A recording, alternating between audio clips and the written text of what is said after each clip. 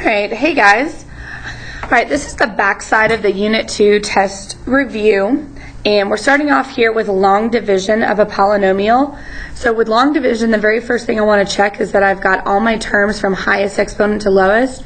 So 3, 2, 1, 0 looks good.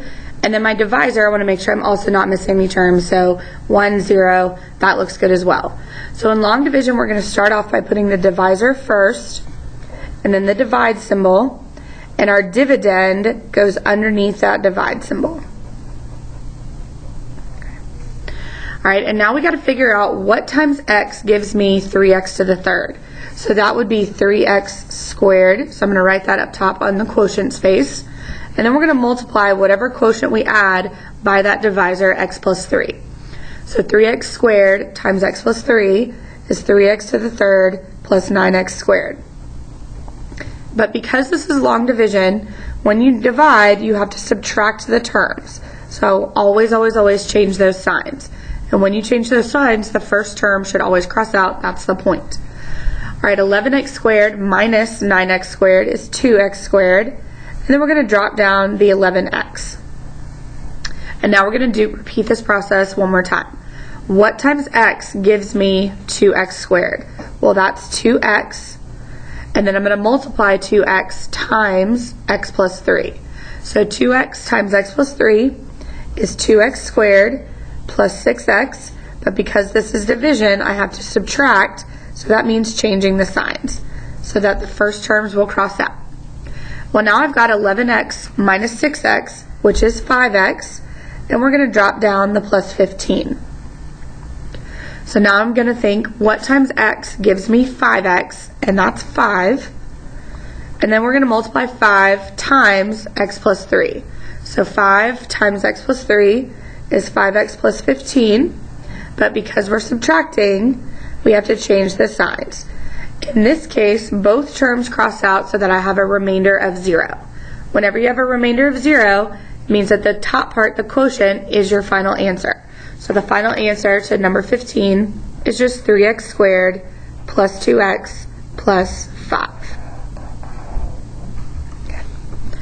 All right, on 17, it's a little different. On 17, I don't have a constant. So if I don't have a constant, I can still do long division, but it actually would be faster for me to just set this up as a fraction. So if I do 6a squared plus 9a, technically what this is telling us to do is to divide it all by 3a, which means it's the same thing as taking 6a squared separately, dividing that by 3a, and taking 9a and dividing that by 3a. Well, now what we want to look at is what can I simplify. So I know 6 divided by 3 is 2, and a squared divided by a is just a. So when I simplify the first term, I just get 2a. Over here, 9a divided by 3a, we know that a's will cross out, and 9 divided by 3 is just 3. So my final answer is 2a plus 3. You can do this by long division using the process above, and you will still get the same answer, 2a plus 3. All right, on number 19, now it's asking us to use synthetic division, and I can only use synthetic division if that divisor is a linear term. So nothing higher than x to the first power. And we're not trying to trick you guys up here, so we are giving you all of them as linear terms. All right, what I'm going to do is take the a value, so in this case that a value is 1, and we're going to put that in the box. And then I'm going to drop down the coefficients, and just keep in mind any coefficient or term that I'm missing must have a 0 in front of it. So I've got 1, 5, negative 3, negative 1. So just the coefficients and the constant. I leave a little space, drop it down, and now we start this multiply, add, multiply, add.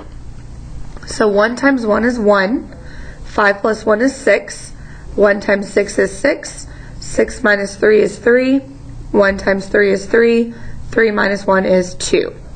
So that 2, that is my remainder. And it's my remainder when I am doing division. All right, so to write the final answer, we're going to write variables with their exponents underneath. Now, because I had 3 x's to begin with, and I took 1 x away, we're starting with x squared.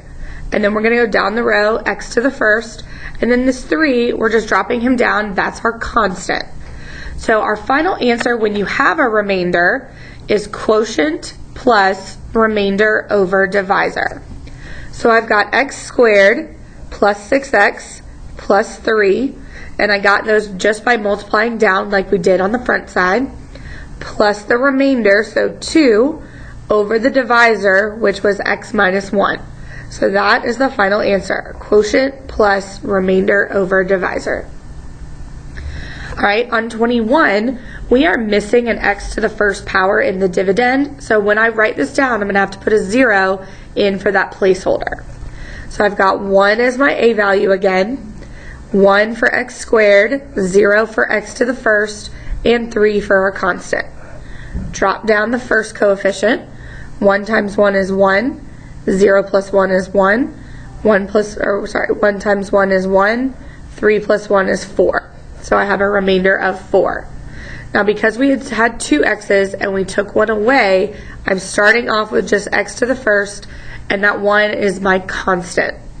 So my final answer is 1x plus 1 plus the remainder of 4 over the divisor, x minus 1. All right, on 23, one more time. We're going to go ahead and fill in any missing gaps. But what I see here is that 6x to the third is actually my highest term. That needs to come first, and that I'm missing an x squared. So before I start anything, I'm going to rewrite that as 6x to the third plus 0x squared plus 5x minus 8. All of that is really what's being divided by x minus 2. So we filled in the gaps and we made sure it was in standard form. All right, now we're going to do the same process as above. So because 2 is the a value, 2 goes in that box. And then we drop down the coefficients once they are in standard form, making sure to keep their signs the same. And then we're going to go ahead and drop down that first coefficient and do our multiply add. So 2 times 6 is 12, 0 plus 12 is 12, 2 times 12 is 24, 5 plus 24 is 29, 2 times 29, 58,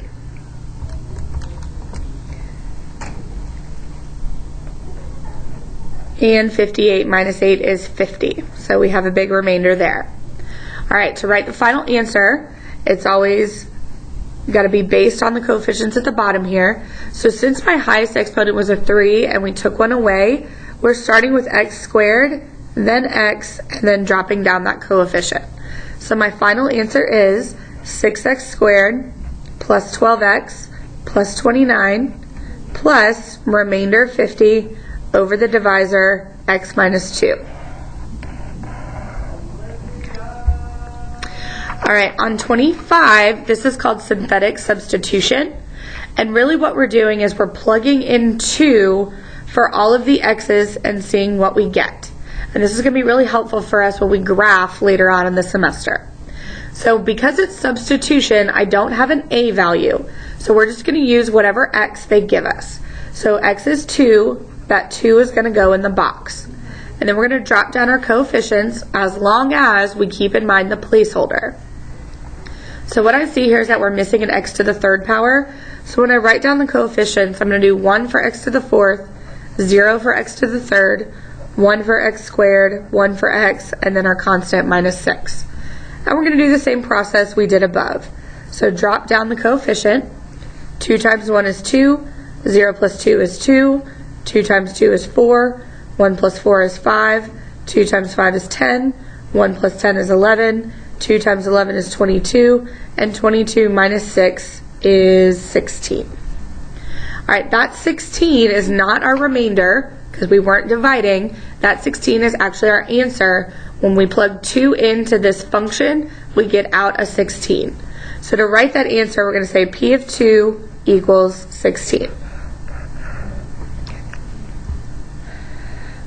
All right.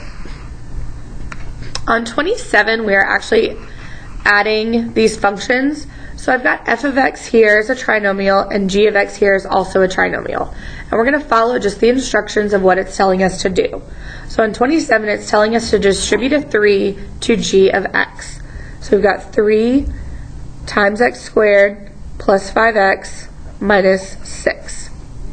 And then it wants us to subtract f of x. So subtracting 2x squared minus 11x plus 12.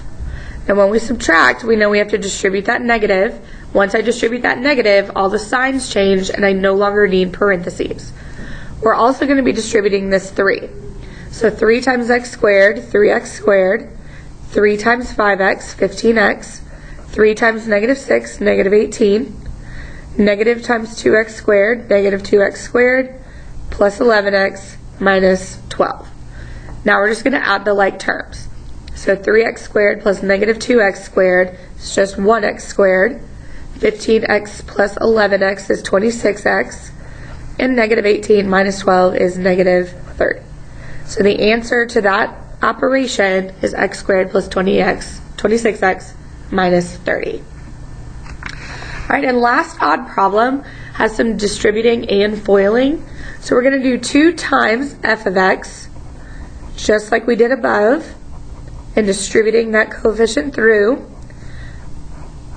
So I've got 4x squared minus 22x plus 24. And then we're going to multiply that by 3 times g of x. So 3 times x squared plus 5x minus 6. Now we just did 3 times g of x in number 27. So I'm going to go grab that 3x squared plus 15x minus 18, because we know that's what we're going to get, and bring it down here. All right, this becomes a little lengthy, but what I have is a trinomial times a trinomial, which means 4x squared needs to be distributed to all 3 terms, negative 22x needs to be distributed to all 3 terms, and 24 needs to be distributed to all 3 terms. And we're probably going to get some big numbers, so make sure you've got your calculator out. All right, so 4x squared times 3x squared is 12x to the 4th, because remember, when you multiply like terms, you add their exponents. 4x squared times 15x is 60x to the 3rd. 4x squared times negative 18. All right, so we got 4 times negative 18, and that's negative 72x squared. All right, now we're going to do negative 22 and distribute it to all 3 terms. So negative 22 times 3, negative 66, x to the 3rd. Negative 22 times 15 is negative 330, x squared. And then negative 22 times negative 18 is positive 396, x. All right, now we're going to do it with 24, so I'm just making a big long list. 24 times 3, 102, 72, x squared, yep.